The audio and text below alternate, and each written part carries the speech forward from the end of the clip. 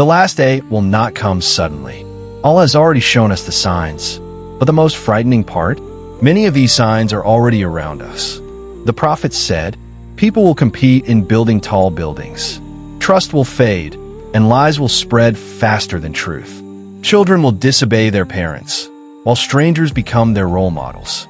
Wealth will increase, yet the heart will feel empty. Knowledge will be everywhere, but wisdom will disappear. Look around. Do these signs sound far away? Every headline, every trend, every behavior whispers the same reminder. The hour is closer than we think.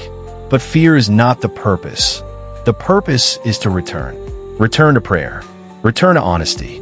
Return to Quran. Return to Allah before the trumpet is blown. Because on that day, no status, no followers, no riches can help. Only your deeds,